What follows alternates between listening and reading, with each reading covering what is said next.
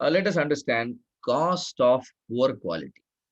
I already mentioned the cost associated with the failure.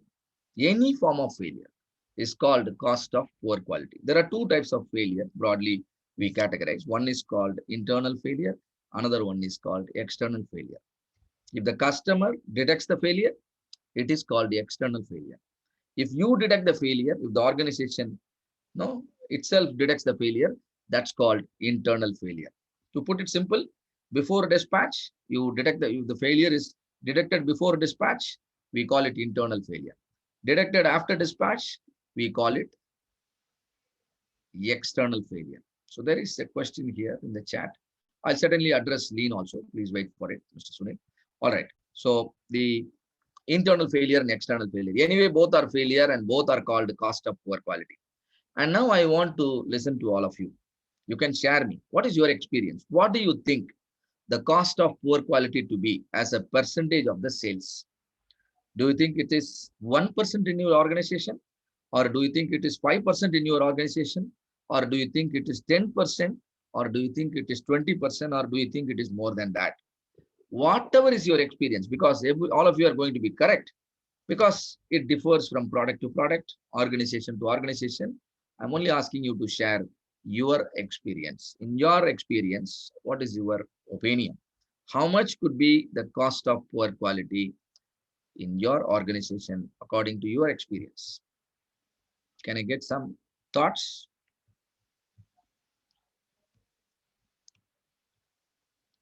You can chat, you can type in the chat. I wanted to see. Yeah, Vinod Kumar says 2%, and Diljit is telling me depends to evaluate the quality parameters. Yeah, that's why I put the question this way. According to your organization, what is your practice and how much you are able to measure? 10%. Sunil says 10%. Very good. Thank you all for your nice answers, and all of you are correct because you say you think it is 2%, you think it is 5%, you think it is 10% because it is you who is measuring the poor quality. And Jamin says 8%. Right. And now let me change the question. I'm showing you, the what do you call the uh, iceberg.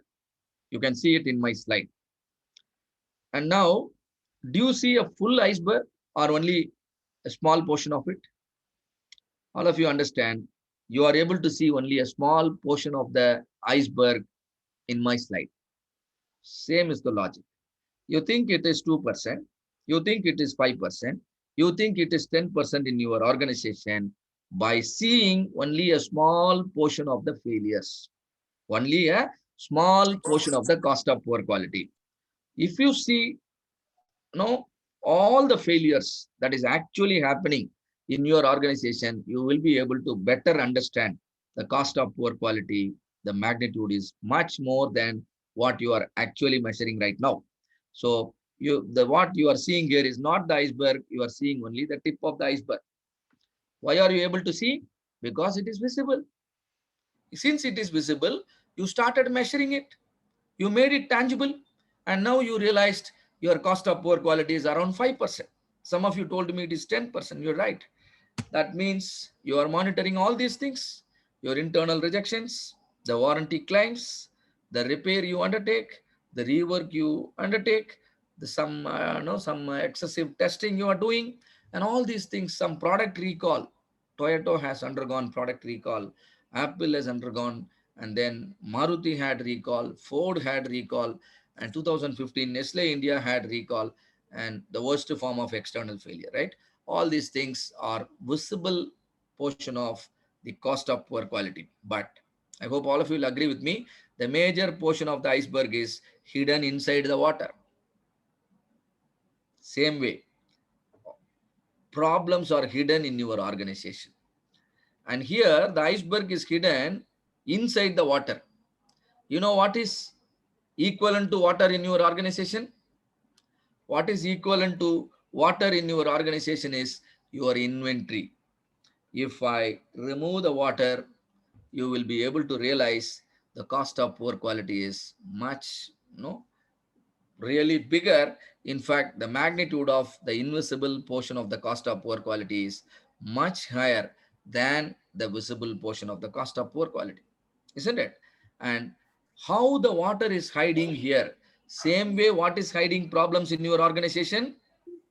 It is inventory. High more the water, nothing you can see here.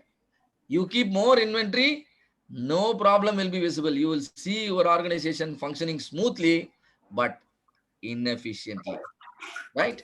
And so focus on reducing the inventory. The problems will start no becoming visible to you. And what are those invisible portion? I have listed here. You can ask me if you want to know anything about it, right? And since it's an introductory session, I have just written it here, hoping that all of you know about it. And when I include both the visible portion as well as the invisible portion, you will be able to better appreciate that the cost of poor quality can go up to 20 to 45% of the sales. But what is your profit margin? Hardly 8%, hardly 10%. But what is your cost of poor quality? It is to the tune of 40 plus percentage. So focus here.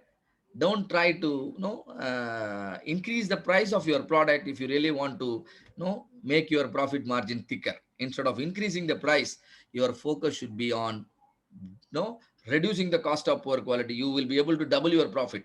Your customers are happy and you are also happy, right? So longer setup time, longer cycle time, excess inventory, which is excess water, right? Premium shipment, lost OEE, overall equipment effectiveness, lost sales, waiting, motion, overproduction, all the 7 classic waste you can see here, right?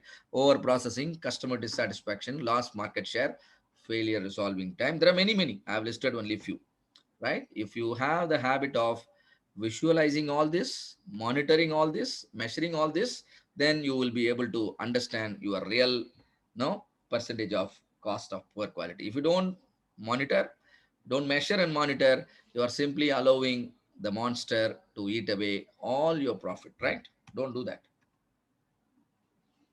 Now I have some questions, interesting